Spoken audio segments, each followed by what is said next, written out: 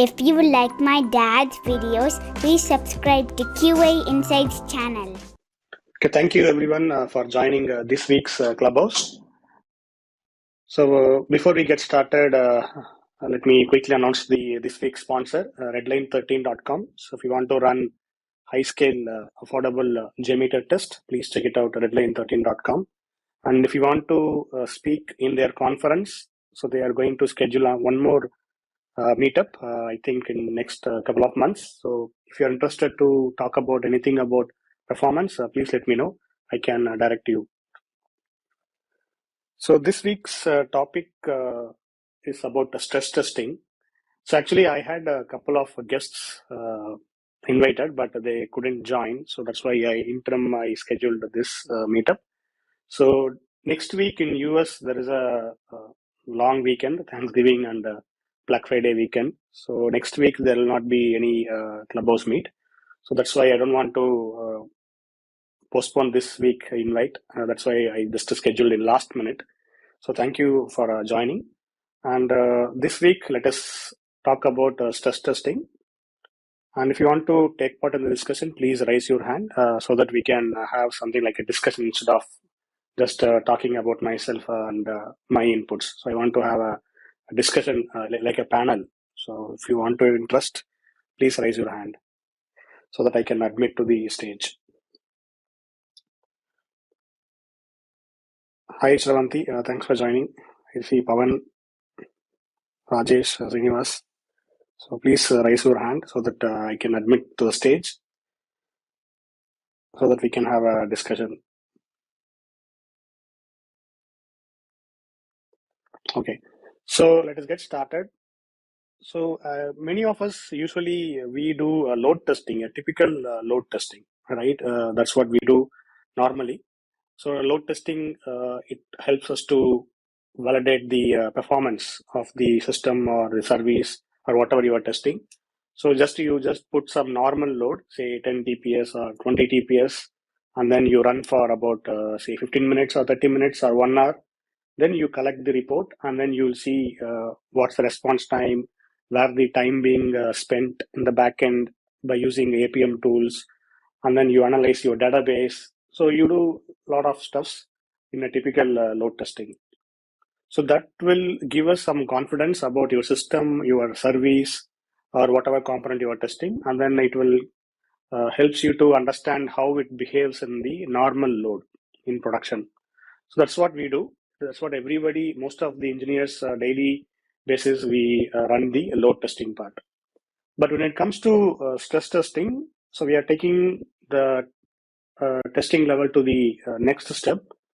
So we just inject unexpected load, might be in a random pace or in some pattern you create, and then you just keep on increasing the load, and then you try to identify the breaking point.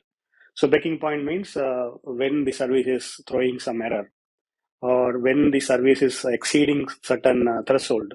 So you have some kind of objective, and then you try to beat the objective, and then you analyze your system. So that's what is about the stress testing. So if you see the stress testing from different perspective, it will look like a chaos engineering. So chaos engineering also, we want to inject some failures to the system, and then we need to observe how the system is being handled. So that is what the high level chaos engineering does. So let us keep the chaos engineering principle aside on today's topic. Let us focus only about stress testing. So if you see, there are a lot of similarities between chaos and stress testing, but both are different actually. But if you see in two eyes, it looks same. But if you close one eyes, you see chaos. If you open another eye and close another eye, you will see stress testing. So that's what I see the difference between chaos and stress testing. So we are not going to talk about anything about chaos engineering. We're going to focus only about stress testing, like a normal performance engineer, whatever we do. So we are going to focus on that. So usually when I do stress testing, I've been doing stress testing in production mainly during this time actually. So I work mostly for the retail companies in US.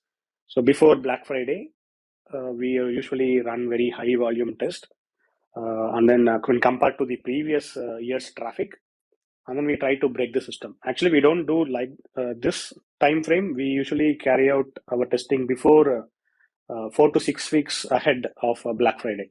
So that's what the sprint will cover the Black Friday readiness.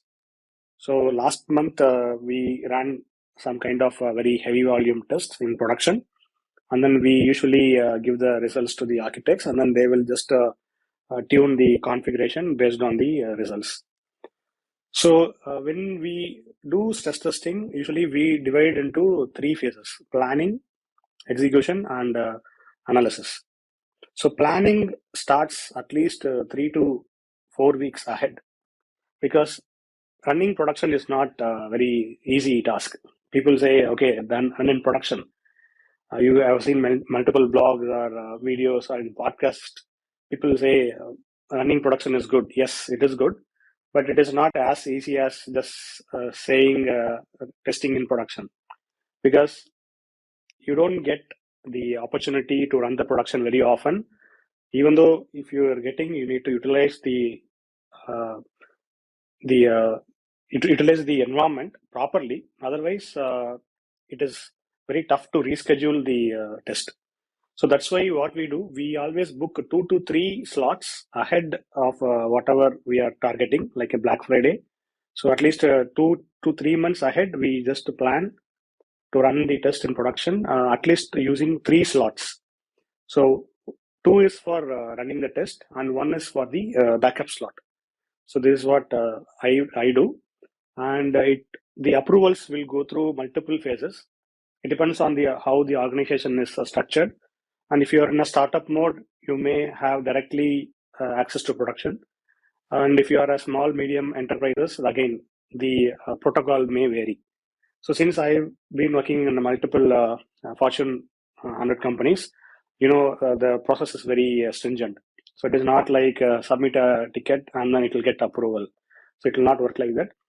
So it will go through multiple stages, and someone has to take the responsibility from the architecture side, and whoever the team is involving, right? There are multiple stakeholders and also multiple vendors, and everybody needs to be on the call when the test is running.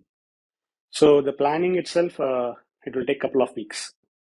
So you have to be very caution about planning, because once the slot is being utilized, if something is not working, then it is very tough to reschedule. So this is one thing. And even after you schedule everything, so make sure you have the right set of tools, right set of environment access. So everything you need to take care from based on the project you are working. And next part is the test data. So test data, again, it is very, very, again, tough process to gather the required test data, because you will be in production, and sometimes you don't get the test data because of the PII or some security compliance. Again, there are a lot of frameworks there, right, to secure the customer data. So we need to make sure you're not violating any of these stuffs, and you need to have the right set of data in right number. So that's why we usually create something like a production like test data in production, and then we just uh, keep it aside, instead of having we have a different tables or different entity overall, and then we just create lots of test data. Usually it starts with perf, so that people can understand, okay, this is performance test data. Nobody will touch that. And sometimes if we can utilize the customer data, right, so we don't directly utilize it. So some kind of mechanism they give, like a scrambled data or hashing.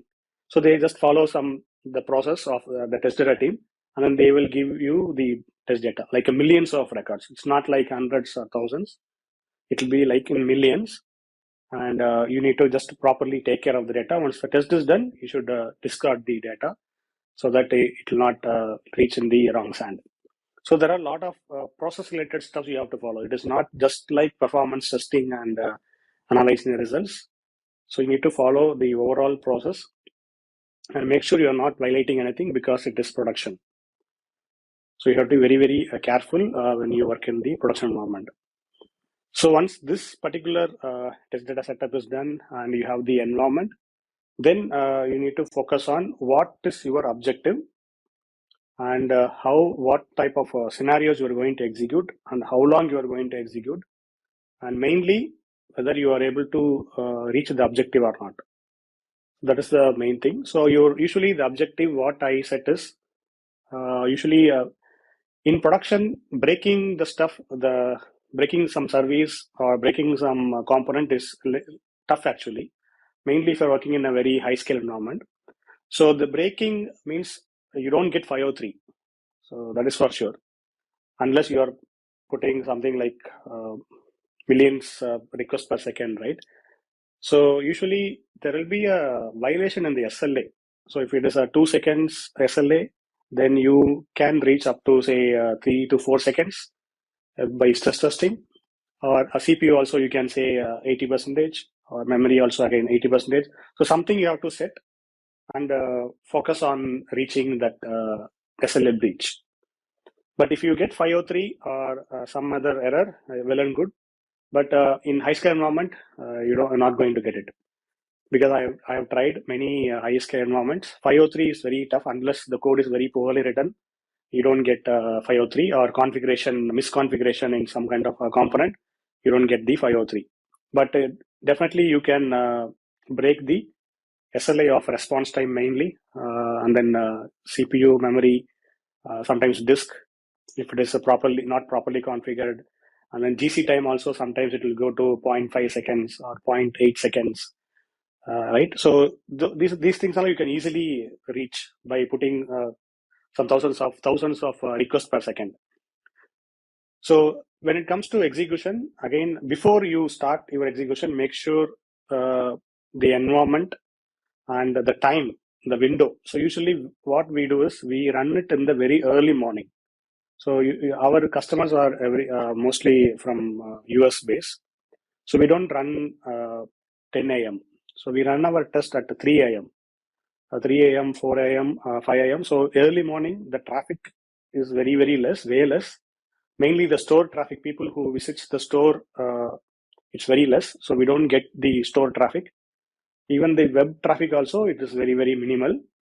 So that is also we'll consider in our analysis. But it will be like way less than 1%. So usually we don't see the real traffic. But mostly the traffic is coming from the tool we are using. So you have to make sure you can segregate. Suppose if you want to remove some anomalies, then you should be able to do it from the APM tools. So we heavily use Dynatrace. So Dynatrace, again, we create a lot of dashboards, so we can easily, holistic view will be there. So, okay, which traffic is hitting what component. So that is one more thing you have to take care. And you make sure all the parties are there in the call. So database team, DevOps, SRE, and then architects. At least one person from each team would be fine. Not necessarily you have to get in the call, but suddenly it should be reachable. People are reachable, and if something goes wrong, then immediately you can open the call, and then people can pitch in, and then they can see what's going on. So for every 5 to 10 minutes, we usually have a channel. Just post the things in the channel, and people see, okay, what's going on. Is there any pattern changing, or something is going wrong, or some of the pods are going down? So people from the respective team, they will keep on posting the updates, and then they will just try to meet the objective. So your workload model, again, it depends on the context, but usually what I do is sometimes I go with very orderly fashion, like step by step. So if I say, for example, for every 10 minutes, we can say 100 TPS, something like that. Or we can try to simulate the previous year's traffic. So if you get the previous traffic pattern, you can easily plot it in any tool, JMeter or NeoLoad or LoadRunner. You can somewhat match the previous year's pattern. Or if you don't want to follow the previous year pattern, what we can do is we can put something random, like peaks and valleys, ups and downs, and then you can just try to analyze the system. So workload model, again, a lot of creativity you can bring on. Again, don't create something crazy. Create something meaningful to your production system. That is important. So once this workload model is done, usually what I do, I just get an approval from the architect with respect to think time and then duration and then the pattern. So everything, at least if somebody views from the third party perspective, right, third view, they can pitch in their views and then you can tune the workload model accordingly.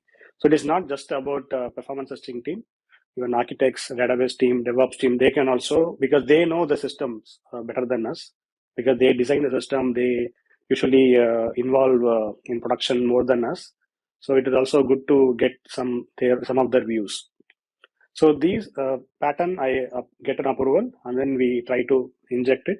So before you start the test, make sure you warm up the environment. Production is always hot, but still from the tools perspective, you have to just run it for 1 or 2 minutes, so that making sure your tool is not a bottleneck and your LGs, whatever the LGs you are allocated, say 10 LGs or 20 LGs.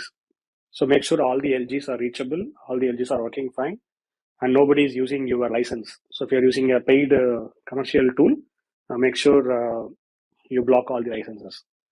Because if you're not sending a notification to your team and somebody might have scheduled some automation run, so that will consume the license. So at the last minute, again, you will be in a very tension situation. So you might miss that particular checkpoint.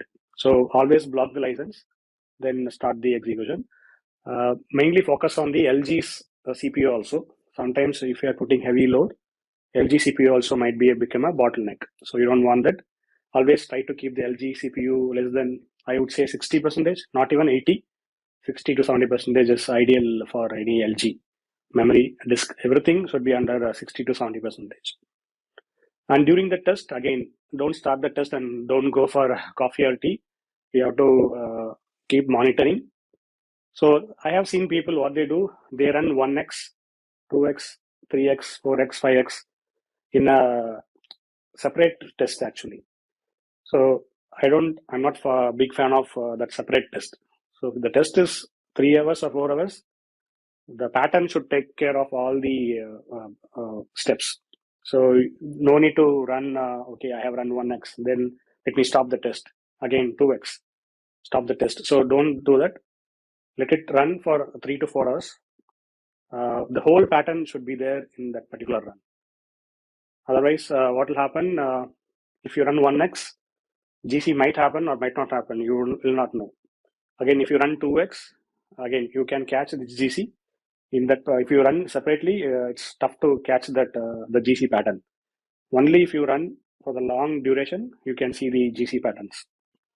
So that will help us to deep dive into the backend systems. So during the execution, again, you have to be there and monitor everything, not just your tool. You have to also monitor the APM metrics, all the dashboards, everything you have to monitor. And if something anomaly is there, you can ping the respective team and ask them. Because sometimes, even Dynatrace also, right, we have not configured something like a Cassandra database. So there is a separate team, separate entities there. So that team only have access because production again restricted. So that team only can check, okay, what's going on in the backend or if Neo4j. So Neo4j again, it's a separate entity. Even we can bring everything to Dynatrace, but due to some license issues and all, not everything will be available in APM. So respective team, they will take care of their particular component. So it's not everything on you. Your job is to make sure you are meeting the objective, running the test, and giving some meaningful results to the stakeholders.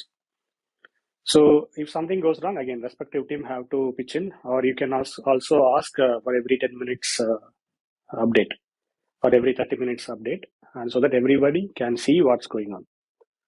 And usually I plan for 3 to 4 hours.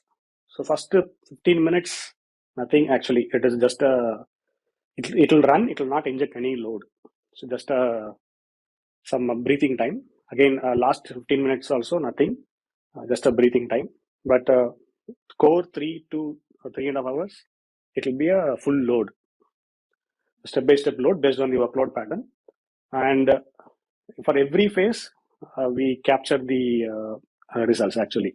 Okay, so we run for the whole duration, but when it comes to analysis, we go by some kind of a step by step. So first 10 minutes or first 30 minutes, what's happening? Again, second 30 minutes, what's happening? So that we can just correlate the other components. That is why we just go the phase by phase. So this will help us to deep dive into more metrics in the backend. So once the test is done, analysis. So analysis, it is not again. You cannot share your views immediately after the test. So you have to take all the raw data, slicing, dicing, and if you are using commercial tool, it will automatically populate everything. But it will take its own time because it has lots of data. So it is not download the data and analyze. It's not possible. So it will take more time to process. So you have to be very patient, and that's why we split the data. So first 30 minutes we just filter, just analyze that. And during this, again, we bring everything into one table, everything, all the data, whatever we collected.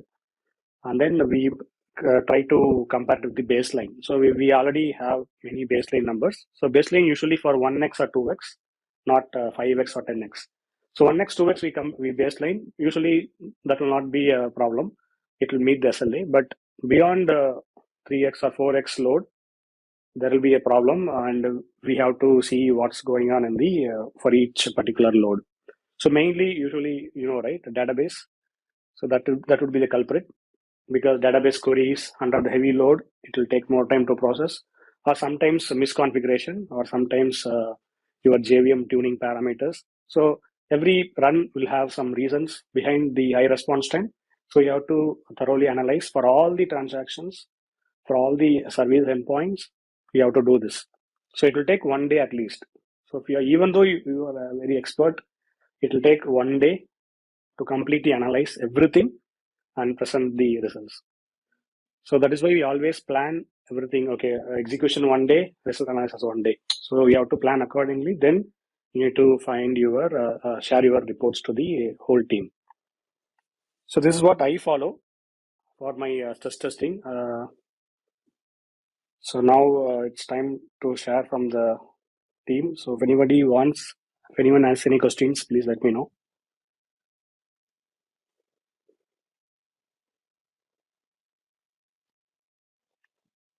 So this session is being recorded. So it will be available in the app itself, Clubhouse app, and also I will put it in my YouTube. So last week meetup is not there. My laptop has some problem. So probably by next week it will be available. Hi Vijay, thanks for joining.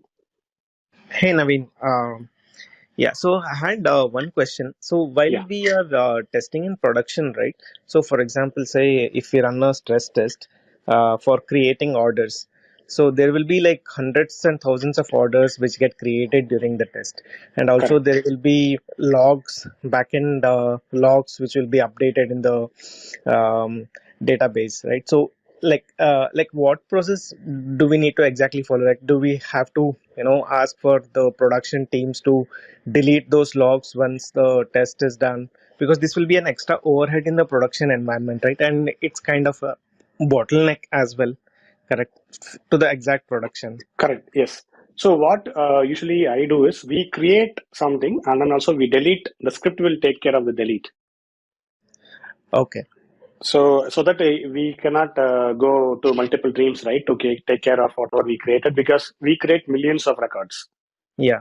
right? So it is again, once the test is done, deleting millions of records might be a problem to team because of the compliance or some other issue. So that's why we have something, a delete endpoint for whatever we create, right? So we embed that call in our script itself. So once it is created, it will do some processing. Then at the end, it will delete. Okay. So it's a like kind of a best practice to include both create orders, like for example, creating if we are creating any transaction like which will result in insert database Yes, functions, then correct. it's Complete better the to add cycle. the field. That will Uh, help us, everybody. so that no need Okay. to take care of that separately. So your time will save. Yeah. Yes, I mean, got it. Yeah. So we did in our testing, we did not do anything. I mean, I don't have Black Friday testing as such for our clients, but in the Mhm. production, we did only monitoring as such.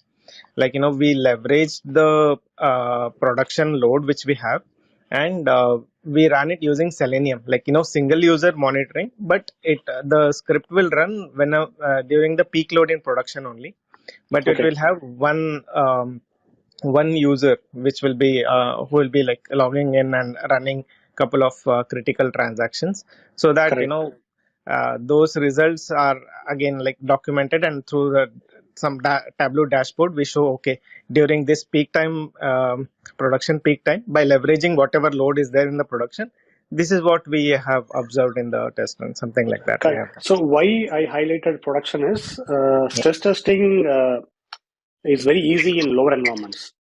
Okay, because lower environment is very not powerful as production. So you yeah, can easily break things there in lower environments. That's why I took a production example, whatever I been doing, so yeah, that you can utilize the power of the environment for stress yeah. testing. Yeah, exactly. Got it. Yeah, because usually we do not have like production like test environment. It's very hard to get like 100% of test environment, which is like comparable to production. Correct, correct. Yes, yes. Thank Yeah. you. Thanks, Naveen. Yeah. Yes, Rajesh. Yeah, hi Naveen. Good morning and good evening to all those who are joined across the world. Naveen, that's a good point, the good session that's going on. Thank you for that. After bringing all performance engineers in one group. I just want to continue on the last sentences that you were saying, right? I mean, the stage, I mean, the pre-prod versus production. Mhm. So I agree. Doing a stress testing in production is always good, but as a performance engineer, right?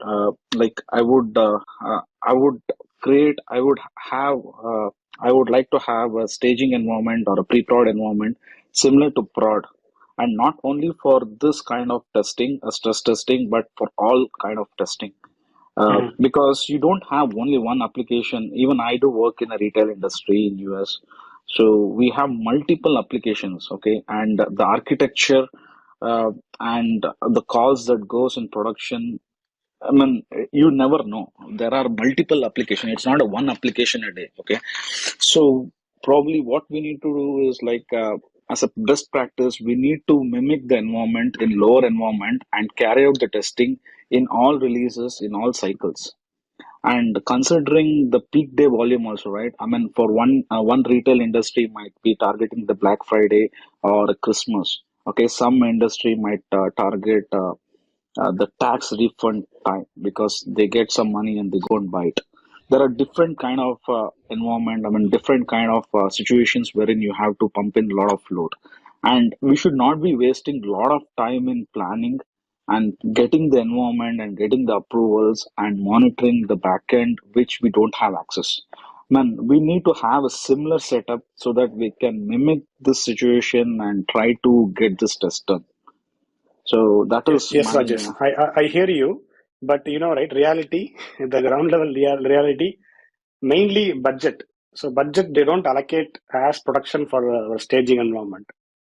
Right, because you also been working here, and yeah. even the enterprise also. I'm talking about not even small medium enterprise. The Fortune 100 enterprises itself, they don't allocate much fund as production for staging or lower environments.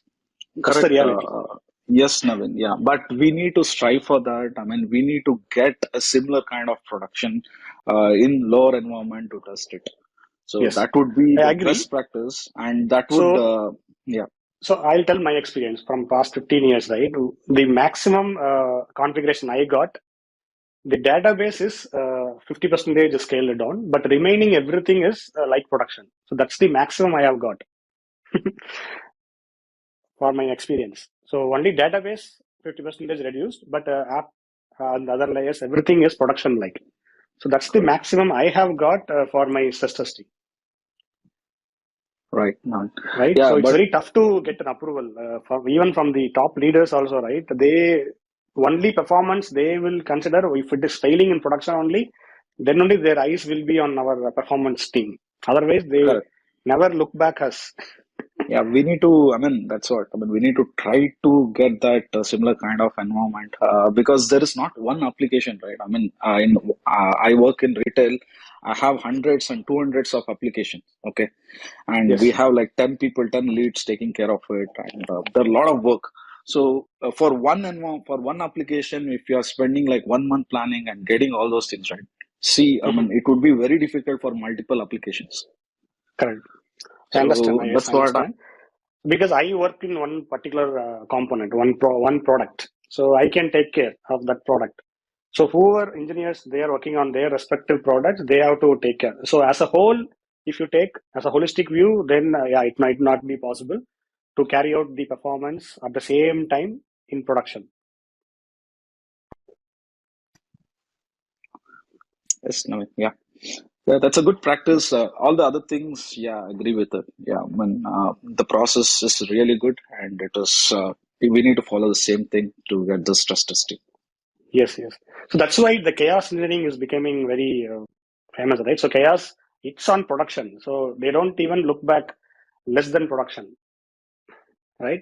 So if the people, if the organization start practicing chaos, then they will scale up the production even more powerful, and then we can run frequently the tests on production using the Gremlin or Litmus, so whatever the tool your organization is adopting. Yes, no, yeah. We can take up the. Yeah, sure. Hi, Nach. Hey, hi, Naveen. Good morning, good evening to everybody. Yes, on the similar topics as Rajesh and BJ talked about, even we face the same thing, like infrastructure. I mean, our stage environment is just 50% of, not even 50, it's 25% of production, and they never give production for any kind of testing. Monitoring, yes, but testing of any sorts is strictly prohibited in production. But fortunately, we had an incident in 2019. Fortunately, why I would say is it's a good thing for performance engineers. Something came out. We were on Twitter because for half an hour the production was down, and I basically work for education One second, firm. one second, one second, one second, Nach. Yes, So this session is being yes. recorded. So if you don't want to say the name, yeah, please do not No, say. no. I'm very clear. I'm not bringing up any names. It's an education firm, so it's fine. Basically, our clients are in US, so we were. We were in social media basically for like not able to fulfill the forms and stuff. So incidentally, what our management did is we had a production like environment, but it was not used. We call it as cluster B, if I can quote that. So cluster A is full on production. We cannot test anything, but cluster B is a production during peak load, and it's used for testing during season like this, November, December. So wherein a lot of students do fill up the forms. So this is what it is. We get that production like environment to do a lot of different kind of stress tests just because we were on news. So it was an interesting journey. So for past couple of years, we had production like environment to do a lot of different things. The tool being JMeter and APM being New Relic. So we do a lot of analysis. As Naveen rightly said, we do take time to do our end of reporting, but CTO and the executive team really wants the report then and there. They always go debug the New Relic for more understanding. But from our perspective, we do give the reports a couple of days later. So this is what it is. But throughout the year, we do keep playing in that 25% staging environment to do a lot of load, stress, performance tests, and so forth. Even security testing is performed in stage. And yes, getting infrastructure, scaling infrastructure is a big issue. And management rarely gets involved or allocate budget to improve on that, basically. So this is the situation. Thank you very much for sharing your story. Thank you. So back then it was on-premise or cloud, 2019? We are on-prem, basically, but it's a hybrid cloud. Currently, we are trying to move to AWS. So the transition is happening, but currently we are in hybrid. So how much load you guys injected? Any idea? Oh, yeah. So last month I did inject around a couple of million user, and the transaction throughput was around consistently 600,000 for 3-4 hours. So we did bust out a lot of database issues, a lot of deadlocks. So as you said, it's not a one-person event. A lot of people do take part in this. Even our VP of engineering gets involved in it. And it's a multi-organizational effort. Vendors are placed all over, so we do get collaboration and collaborate with each other. So we allocate a particular time, which is lean. As you said, you do the testing 3 a.m. in the morning, but we do take Saturdays, Sundays, where traffic is really slow. We do this kind of tests. So consistently, it's been 600,000 transactions per minute is what we are pushing. Full of web services, correct? Yes, full on web services. Okay, cool. Yeah, that's good to hear the story. Yeah. Thank you for sharing. Thank you. Hi, Pawan. Thanks for joining. Yeah, Naveen. So good morning again. Thanks for an opportunity to speak again today. And so I just had a question. See, basically, I am currently associated with the BFSI domain and one of the US largest mortgage customers. And our entire stack is on AWS EC2 hybrid as well, and there are a lot of external services with capital markets and more of media and all those stuff. So the question that I had is, because I just want to keep it very relevant to the topic of stress testing. I know that there are various other shapes to that. So when we let's consider an example. Like for example, we have a lot of message event and message driven services, internal, external, upstream, downstream, tangled up in an RDS, and both some services in on-premise and most of it in AWS with it's basically a PaaS and FaaS and AI ops driven also. So the question that I had is, when there are multiple source and target databases involved, which basically connects to a message bus. Let's take this example that we have a message bus written in certain language, right? So, and then I'm asked to do I'm asked to do a stress testing which does not involve API or a front end activity. So in this case, what would be the best approach? Now, having said that, we extensively, again, we use New Relic for observability.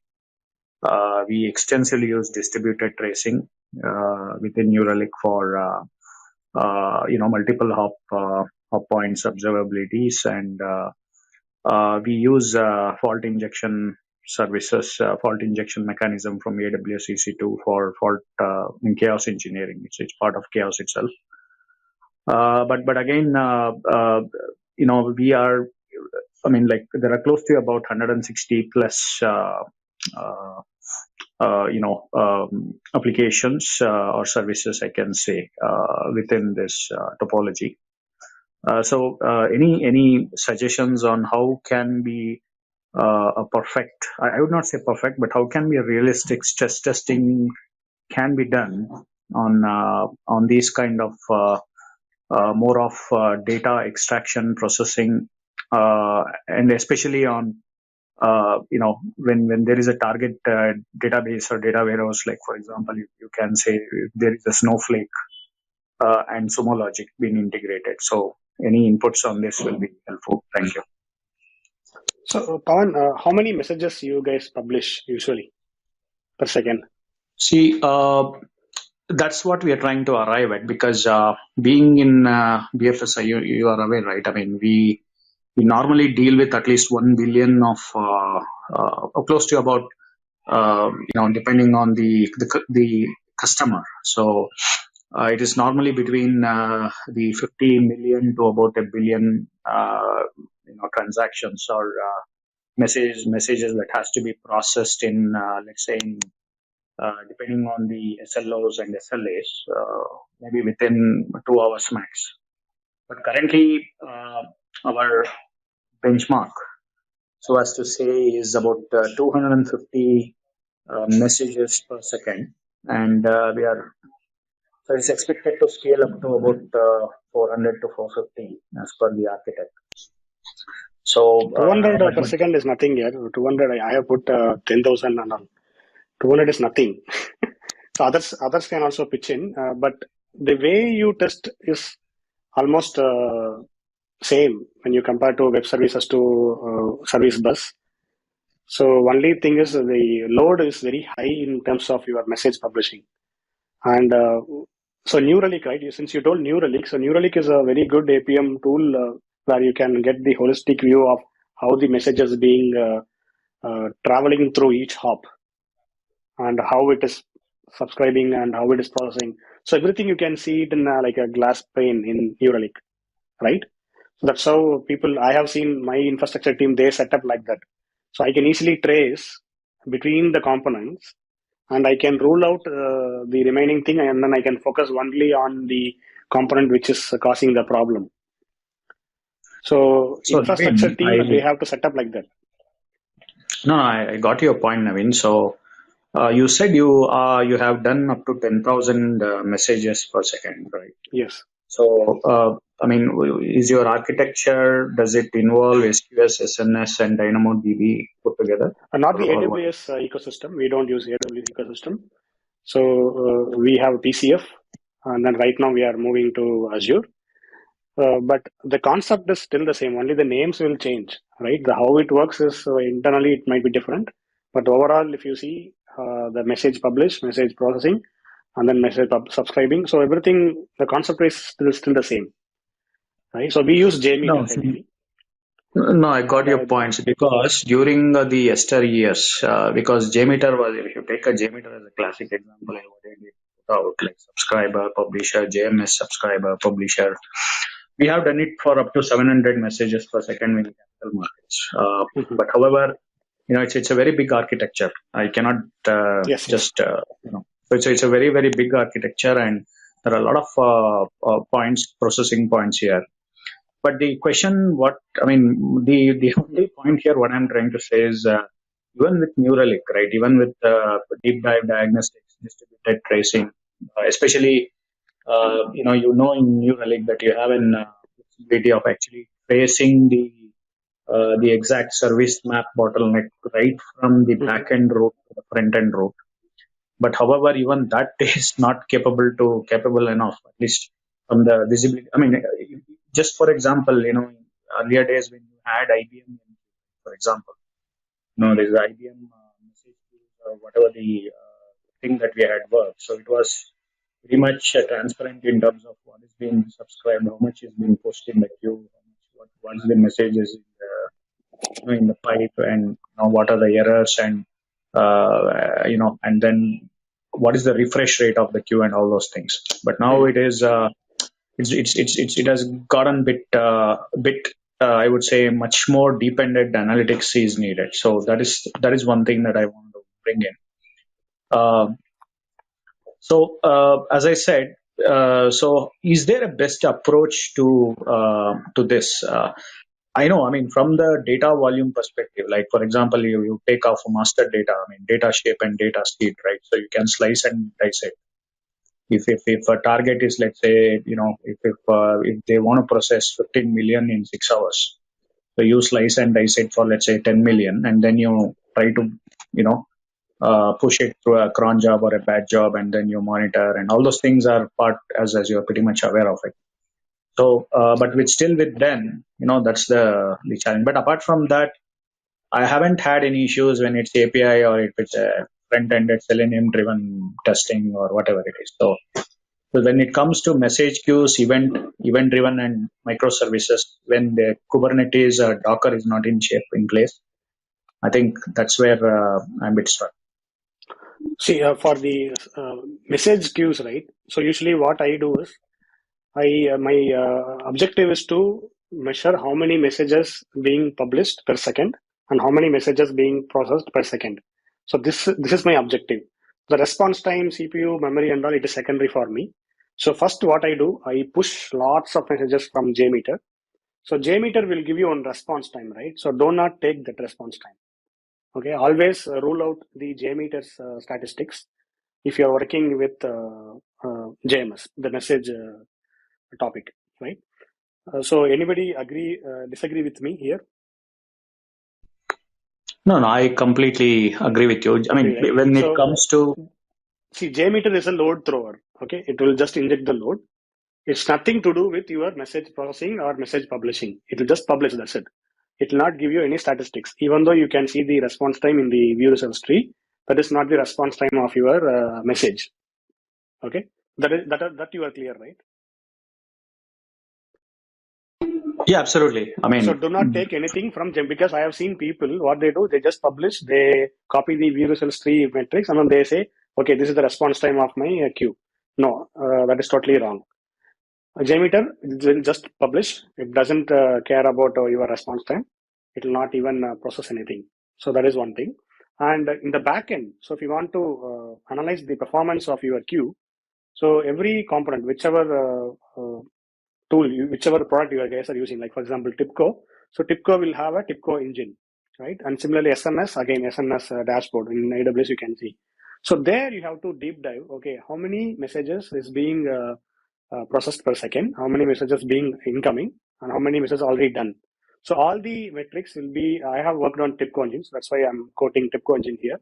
So TIBCO engine, if you deep dive, you can see the detailed analytics of each message and how it got processed, including the CPU of that particular call.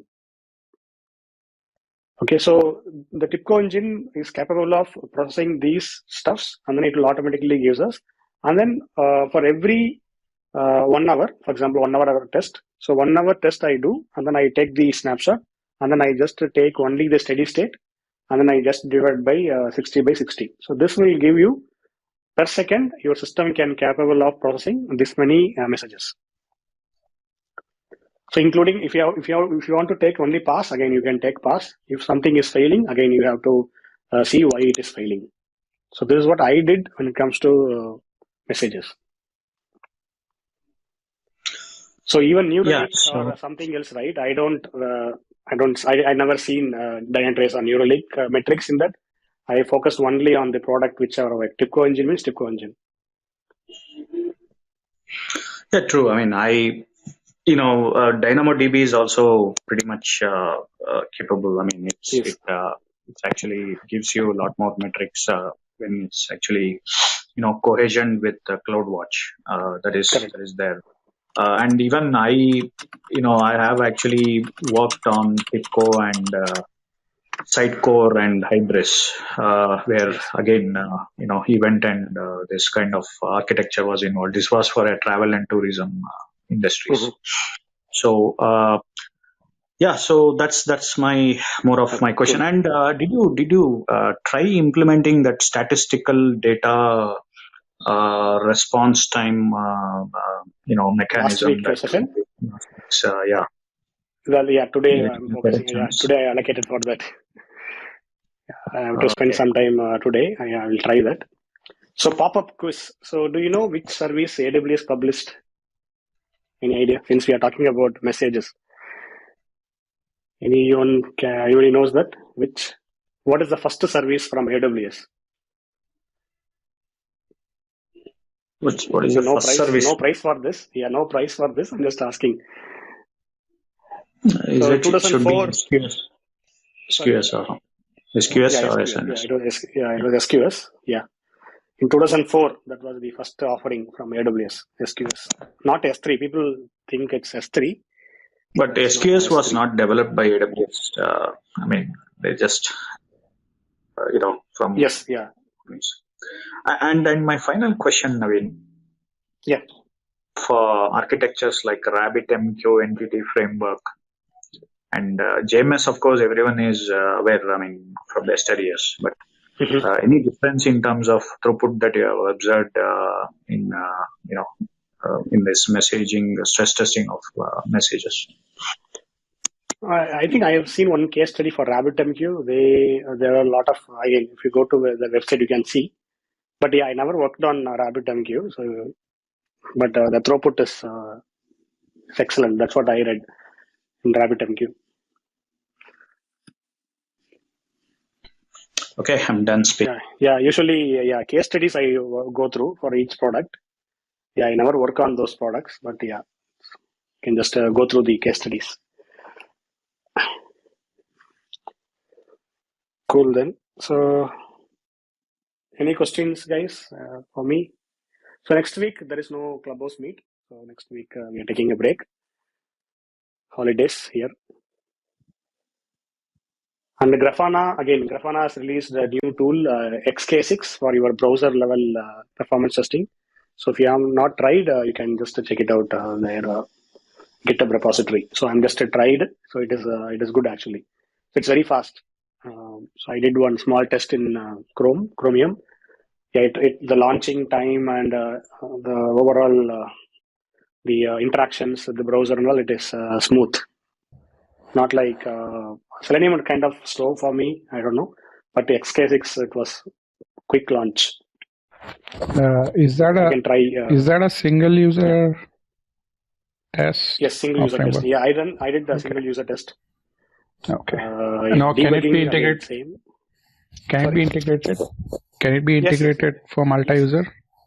Yes, you can integrate with your K6 test, and you can run your multi-user testing like Selenium. JMeter Selenium integration is there, right? Yeah, similarly, you can do that using XK6. But it is not production ready. There are a lot of defects. Even I raised a couple of defects. Yeah, but the basic thing, it will work now. But they are still enhancing it. They're fixing a lot of defects. Yeah, probably I will do one video. My laptop crashed, so I don't have a laptop now. So I'm waiting for Black Friday to purchase one good laptop. So probably I will resume my content creation by December first week or so. Yeah, Naveen, this is Vijay here. One question I have. So the thing is, coming to the topic where we discussed on the production versus the test environment, right? So do we know like any tools through which we can do a correlation? Like for example, say your test environment is 50% of the production. So if we run say in production, we expect like 200 users, just for sake of an example, right? So if we expect 200 users, 200 concurrent users at peak. So in test environment, if it is 50% of production, so we usually we do not do like 200 users will be a stress test in test environment, right? So So is there any, like, we cannot do a linear correlation of any response times or user. Like say if we suppose if in 50% of the test environment which we have, if 100 users it is supporting very good, then we cannot do a linear correlation that okay 200 users can be supported if the percentage becomes 100%, something Yes, like that, right? So correct. like do we have any like mathematical equations or like any statistical way through which we can get to some tangible values of response times or the user load or something like that? Do we Yeah, have anything like I don't see something? any tool available. In commercial offering also, there is no such utility available as far as I know. But you can leverage the Python libraries. Mhm. There are libraries for regression, linear regression, whatever you told, right? The Yeah. libraries are available. But only thing Okay. is you should know what you're doing. You cannot just feed the number and then you can just see Correct. the output, right? So you should know what parameter you're passing, how the algorithm works, because there are a lot of anomalies will be there if you use the Yeah. algorithm. Every algorithm will have a side effect, right? So you have Yeah. to be very careful, and then you have to work with some data engineer to Mhm. understand which fits best for your case. Got it. But Yeah. Okay. there are libraries available, a lot of libraries available for this Okay. interpolation, extrapolation, Uh-huh. capacity planning. So for everything, package is there. Okay. Okay. Sure. I mean, I'll go through that. These are Yeah, we are Python not libraries, data right? engineers, right? We are not. Yeah. I'm not into data science, at least. Yeah, if you're interested in data science, again, you can learn and then you can implement. But what I do is usually I put it in GitHub, the issue wherever the library is there, right? So I just go Mhm. there, I ask question, and somebody will respond. So Yeah. that we can just deep dive. So even last week we have Joey Hendricks. So he's also good in data algorithms. Probably you can Mhm. also ping him and then you can give your views. So he can also share some inputs on that. Sure. Naveen. Thank you. Thanks for the Yeah. information. Yeah. No, actually, see, I just had one general question to everyone. I mean, whoever is a performance test lead, architect, or a manager, right? So, I think I put this question, at least 3 or 4 weeks back when in the room. So, how does a performance test engineer or an architect or a lead calculate the cost benefit analysis for his piece of work package for, let's say, for a given sprint or a release based on the n number of tests that is done, and then you kind of report out a lot of low hanging fruits. How do you report out the cost benefit analysis and the present value and the intrinsic value for that? See, because the reason it might sound very weird to the audience, because as you know, the current trend of QA is like, if you have 10 automation testers, you will hardly have 2 performance test engineers maximum, right? So I'm talking about the service industry over here, not in terms of product. But even in the product industry, if let's say if a product owner or Scrum Master comes and tells you that you are doing so and so things, and we are getting some bottlenecks out of you, but at the end of the day, how is that impacting to the cost of the particular product? Because unless and until you showcase that, right? So you might not, they might still not consider the performance testing as a value added activity. Now, from the bigger picture, we already know that if the performance testing is not being taken into consideration, what are the side effects of that? But however, is there a methodology behind this? And if yes, I would definitely would like to understand on this. So that's my question. Thanks, and back to you. I don't have any insights on that, Pawan. So I'm just telling now itself. Yeah, if somebody has answer, you can just share your views.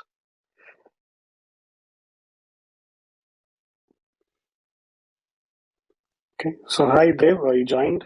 Hi Dev, thanks for joining. If you have any questions, you can let me know. Yeah. Hi, Naveen. Thank you.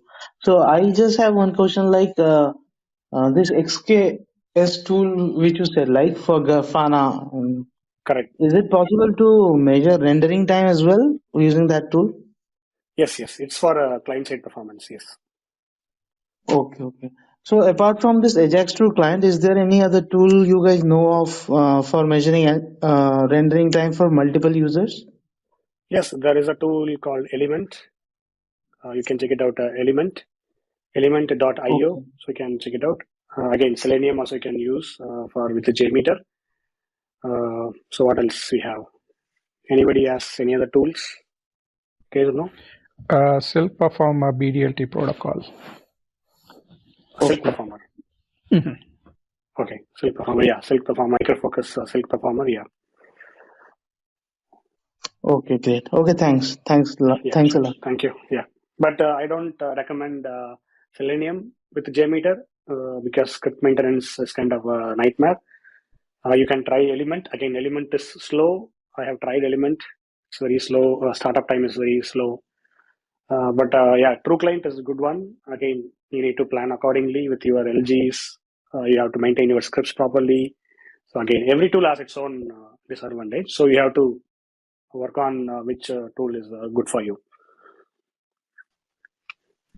Okay. Okay, thanks. Yeah. Okay. So that's it, guys, from my side.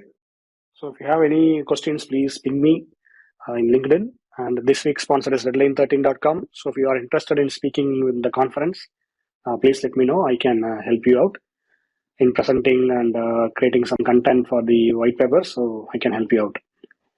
And hi, Anup. Thanks for joining. If you have any questions, you can quickly ask so that we can wind up the session. Yeah. Hi, Naveen. Am I audible properly? Yes. Yeah, Naveen. Yeah, I have one question regarding scenario. Like we were going to test millions of transactions. So we want to test the load.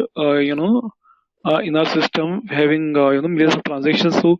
Uh, so I just want to know, like will locust tool be sufficient for that, or do we need to go for some other tool? So you are just giving one. It's hard to tell here. Suddenly saying millions and locust is a good tool. I don't know. No one Okay. can tell you the answer. Anybody knows the answer? Vijay, Rajesh, Sinach?